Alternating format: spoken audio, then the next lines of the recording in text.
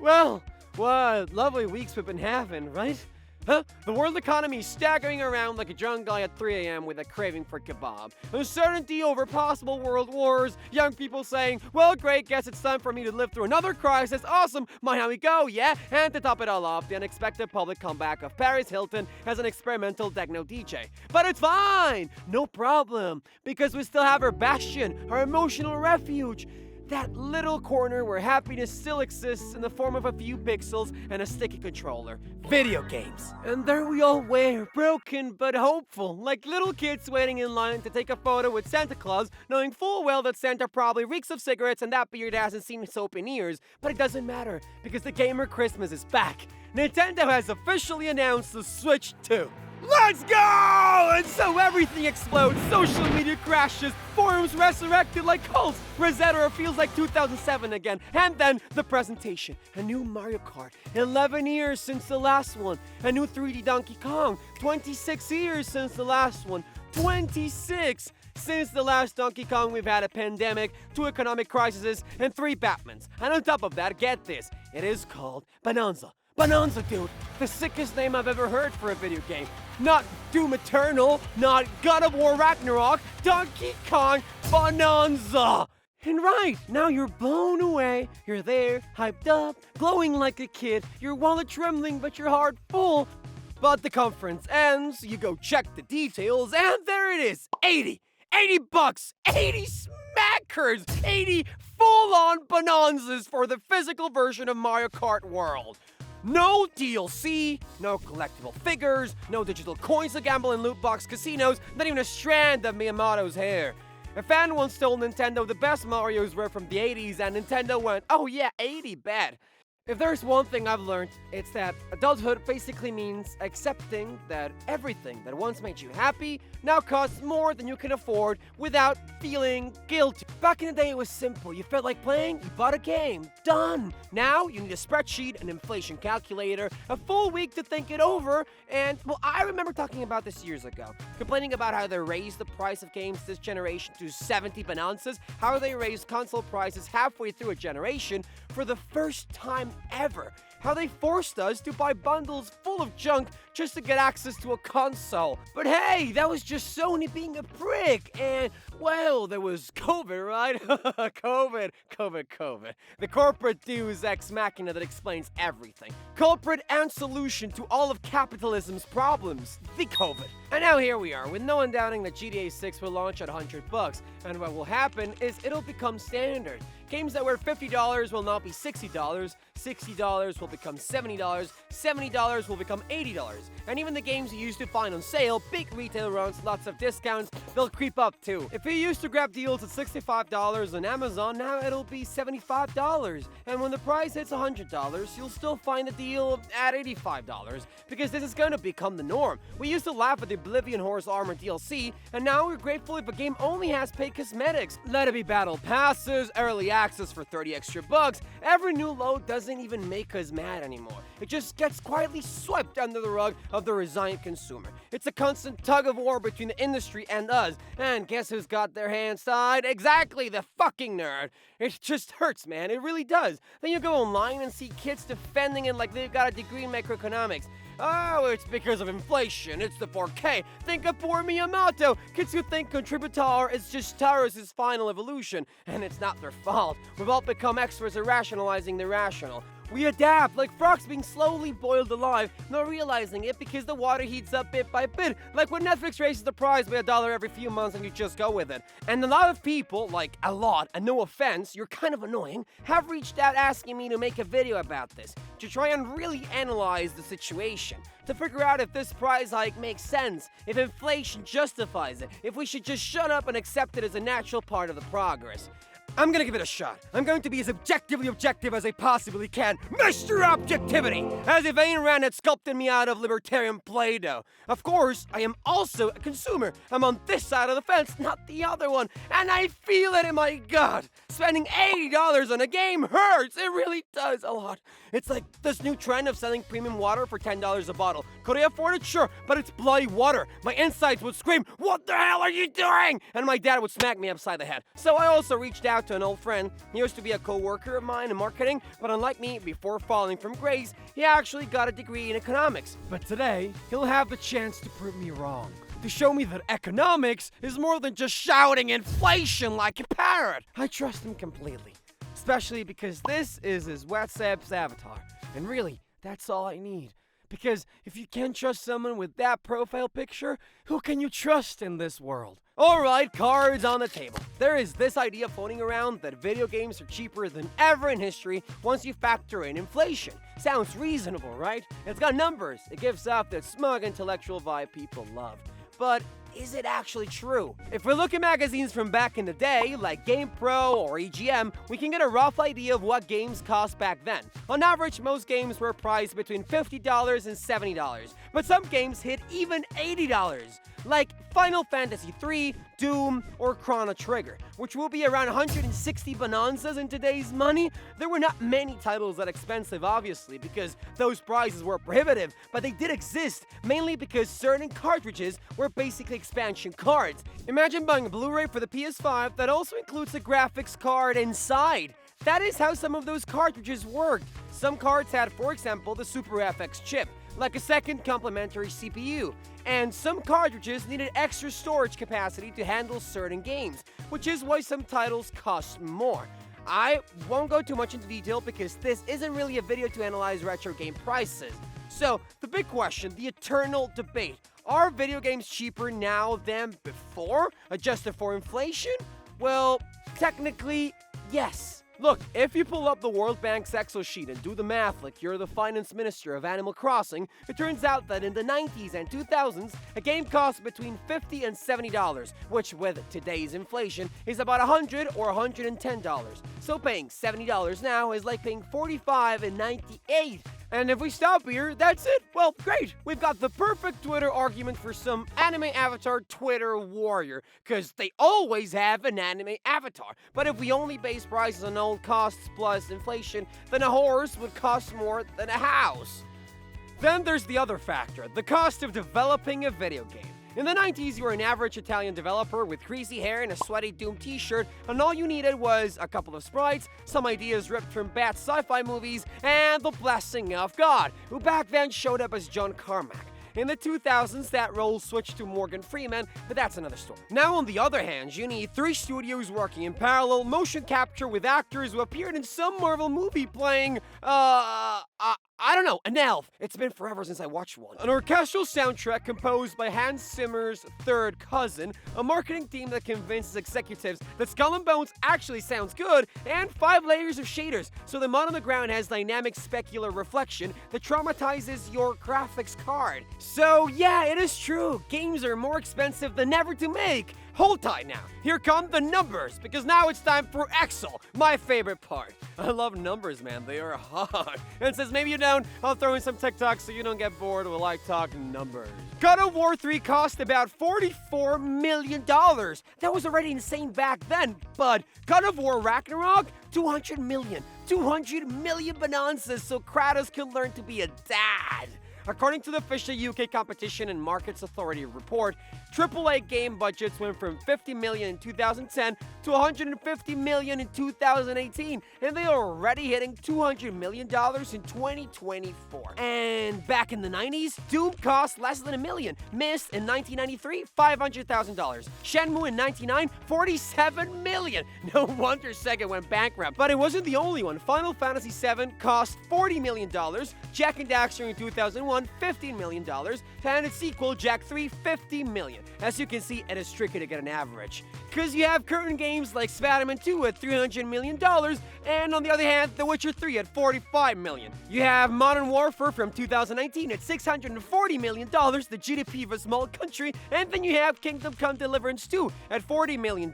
It is complicated. Shenmue, a game from 1999, costs more than Kingdom Come Deliverance 2, a 2025 game. Or Final Fantasy VII from 97 costs almost the same to develop as The Witcher 3. What I want to say with all of this is that yes, current games especially AAAs, cost way more to make than before. But it's also true there were crazy budgets in the 90s and 2000s. In the end, it all comes down to one thing: ambition. How much mud do you want? How many explosions and crazy quick-time events do I throw in? Open world map? How many square kilometers do you want to measure? And that's important because the more ambitious a game is, the more likely it'll end up costing as much as rescuing the Titanic. And then I at least wonder if the price we pay as players makes any kind of sense, or if you're just funding the ego of a producer with a cupboard complex and a nasty addiction to ray tracing. And the most important thing, why the hell do I have to pay for your damn eccentricities? But well, looking at the data, looking at the numbers, yeah, indeed.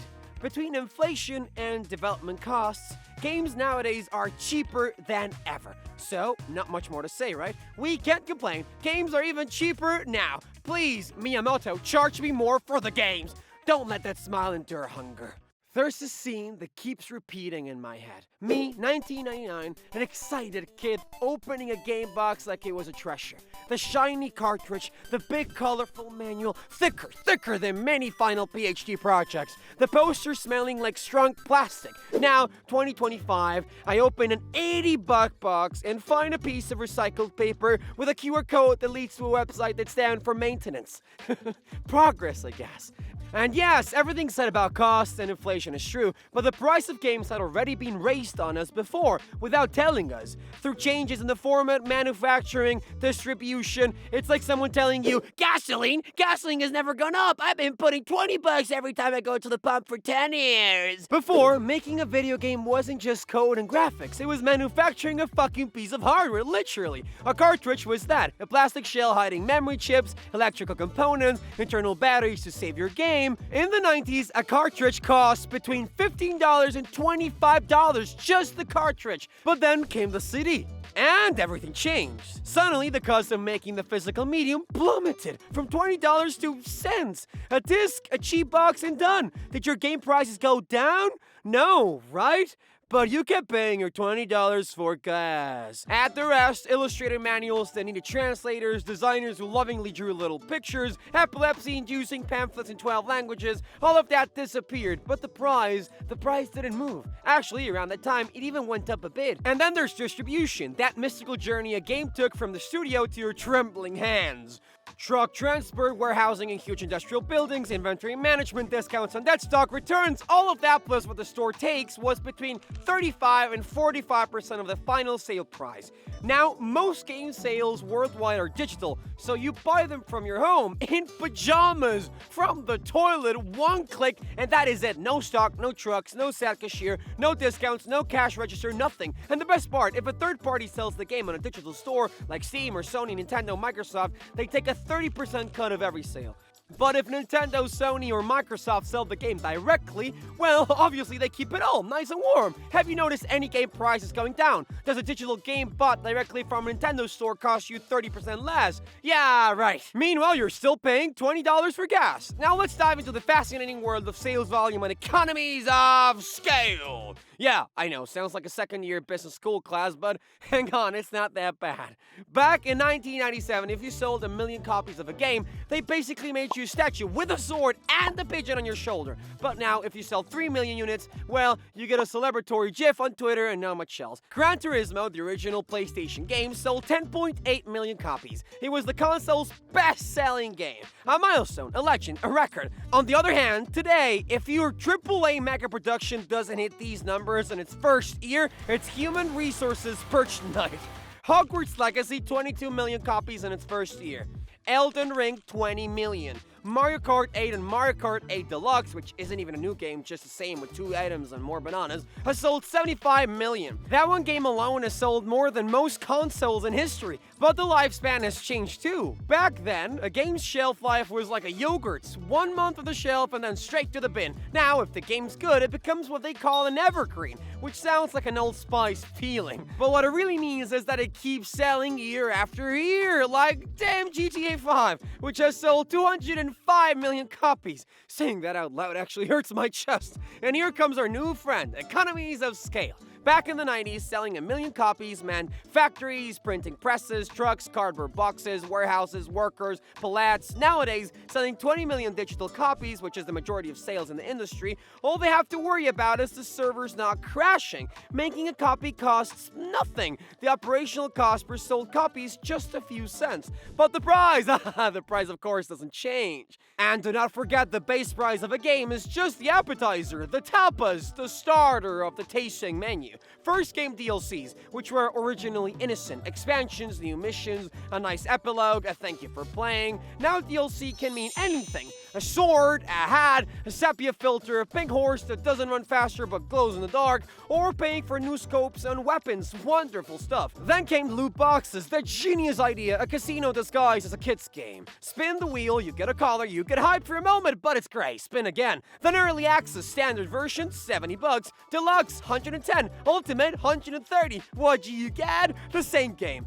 But here's the kicker. You can play it 3 days earlier. Pay to be a beta tester, best deal ever. And of course, the season pass. A name that sounds terrible but actually means something worse. It's basically an empty box full of promises. You buy without really knowing what you're getting. It's like that Simpsons meme, the box, the box. Then there are the re-releases. The game comes out, then the version with all the DLCs, then the definitive edition, then the next gen edition, then the remastered, then the remake remastered collection, then the Joe Mama Ultimate Edition. Hey, The Last of Us? Yeah, I'm talking to you. So we've gone from paying $60 for a game to paying $180 for a fragmented, speculative experience. So, yes, they had already raised the price, just not in the final sale price. They say price is just a number, a figure, an objective measure of the economic value of something. Lie! Price is weight. Raising the price to $100 isn't just an economic thing. It's psychological. It's almost anthropological. And together, you have to talk about the theory of perceived value. This is used a lot in marketing and behavioral economics. And basically, the theory says we don't pay for what something is, but for what we believe it is. You've probably once bought a game on Steam for $4 that is kind of meh, but you end up finishing it and you don't feel cheated on. Because if it gave you 4 hours of fun, you feel like you got your money's worth. But paying $100 for a game isn't just a transaction now. It's an internal epic, a novel, man. It needs to have a journey, redemption, a purpose. Otherwise, your brain starts asking, dude, are you dumb? How much did you just spend, idiot? And that's a problem, not just for you, but for the industry. Because the higher the prize, the more the player turns into a judge. There's a threshold. I don't know if it's at 80, 90, or the dreaded 100, but it's there.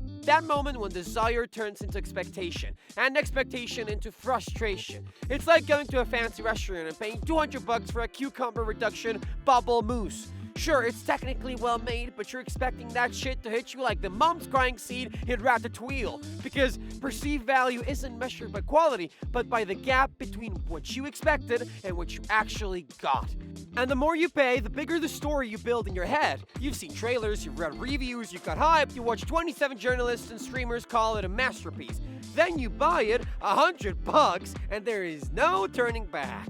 Here's the drama. No matter how good a game is, it can't always live up to the epic story you made up in your head. And that affects not just the experience, but how you remember the game. If it cost you $20 and it was okay, you remember it fondly. If it cost you $100 and it was okay, remember it as a total disappointing mess.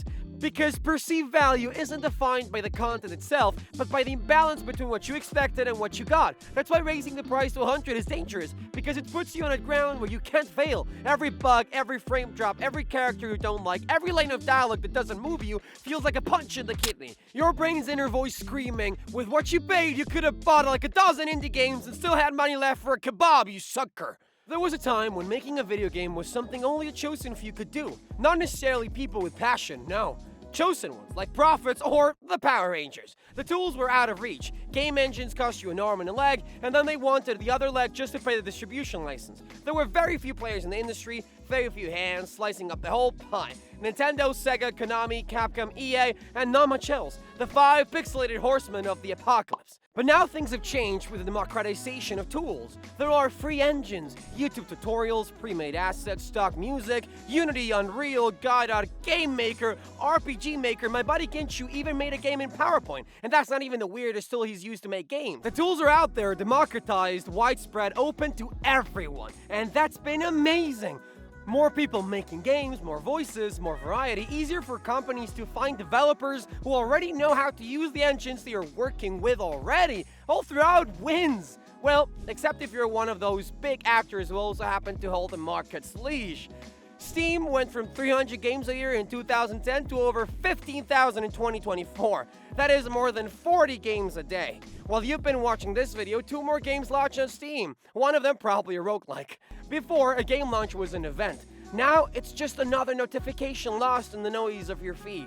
You compete for player attention with 1,000 other studios. If you don't sell on day 1, you vanish. If you don't hit the numbers in the first week, you become a footnote. A 10 on Metacritic won't save you anymore. You need hype, memes, viral gameplay, a playable demo at expos, and at least 3 streamers pretending to be shocked when something blows up on screen. The industry isn't an ecosystem anymore. It's a battle royale without matchmaking. They match you up against the guy who made Stardew Valley in a bathrobe from a leaky basement, and you, with your 3 studios, PR team, Marvel-sized budget, and an office with fancy capsule coffee, might still lose to the dude who built his game on a desk made of cardboard boxes. And this, for the big studios, the same ones who set the industry standards just casually, having you choose between their $80 game and 4 $20 indie games each. Yeah, that's gonna suck for them. Hence, their insatiable obsession with marketing. Because making a good game isn't enough anymore. You have to sell the idea that it's good before anyone even plays it. You gotta inject perceived value like it's Botox. The marketing budget for big productions can be between 75 and 100% of development costs. Cyberpunk 2077 cost $174 million to make, marketing was $142 million. COD Modern Warfare 2 cost $45 million, and marketing was $160 million, more than triple. These companies don't need to raise prices to survive. So why the hell are the biggest sellers and the ones which make most revenue the same ones pushing to hike prices, right? Capcom thinks games should cost $100. The CEO of Take-Two, owners of Rockstar, says games are too cheap. The ex-PlayStation boss says prices should have gone up $5 every generation. Many games are already more profitable than ever before. What these companies really want is something else. Maximize profits, boost returns for shareholders, and inflate their charts on their quarterly reports. And that's what really sucks. It's not that they need to charge you $70, $80, or $100 for a game. It's that they can, because the market will bear it. I had the chance to chat with Jesus Machina, a legend, a developer at Fun Pimps. Many of you know them as the company behind 7 Days to Die, a game that today sells for under $45 full price. And it has been in development for 10 years, sold at half that price for most of that time. No DLCs, no extra payments, and it's been more than profitable. And he told me something that perfectly sums up this crazy price frenzy.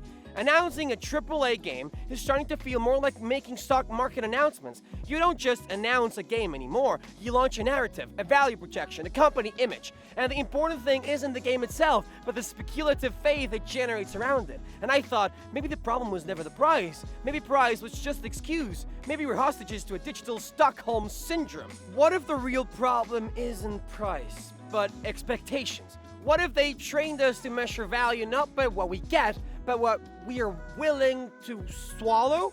Anyway, I don't have the answers. Lately, man, I find myself thinking way too much about whether games are worth their price, and shit, I don't like it. Because when I was a kid, all I cared about was if I could do double jump. Now I need to check if the pacing is good, if the frame rate's stable, if the skill tree makes narrative sense, and if the game is worth what it costs. I've gone from player to auditor, and I don't like it. So when people ask me if a game is worth it, I just say no. Because lying is cheaper than explaining all this crap I just told you.